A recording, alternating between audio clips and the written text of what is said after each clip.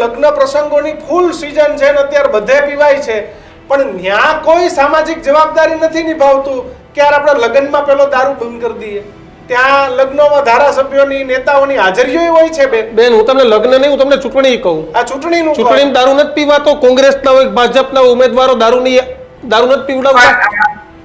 મારી એ જ વાત છે. આમાં શું છે કે આખી દુનિયાને સુધારવાની કઈ મારા હાથમાં નથી અને મારા જેવું બધું બંધ થઈ જશે. આપણા બધાની વાત કરું છું સામાજિક પરિપ્રેક્ષ્ય.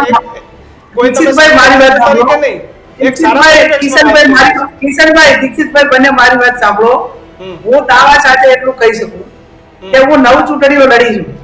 આ 9 ચૂંટણીઓના સમયગાળાની અંદર કોઈ પણ વ્યક્તિ એવું પ્રૂફ કરી બતાવે પંચાયતથી કરીને પાર્લામેન્ટ સુધી કે ગેનીબેને એક પણ રૂપિયાનો દારૂ એ ચૂંટણી માટે કરીને ક્યાંય વેચ્યો છે અથવા તો પાયો છે, તો અત્યારે લોકસભામાંથી રાજીનામું આપી દીધું. એટલે હું બોલવા માટે સ્વતંત્ર ને અધિકાર મારો છે, અને અધિકાર એટલા માટે કે મેં નથી કર્યું એટલા માટે મારો અધિકાર છે.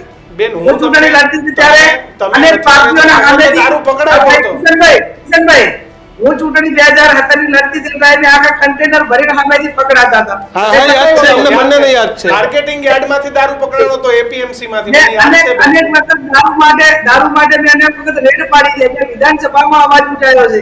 ઘણી વખત મારા પરિવારના સભ્યોને એને ટાર્ગેટ બનાવીને બદલો લેવાનો પણ કર્યું છે, પણ છતાં એ પ્રકારની મેં કોઈ બાબતની ભય રાખી નથી. ભૂતકાળમાં નથી રાખી, વર્તમાનમાં નહીં રાખું અને ભવિષ્યમાં પણ એના તાકાતથી અસામાજિક તત્વો હોય કે આ બધીઓ જે પરિવારોને બરબાદ કરતી બધીઓ છે એના અમે ખુલ્લા દિમાગથી ભવિષ્યમાં પણ હું લડીશ.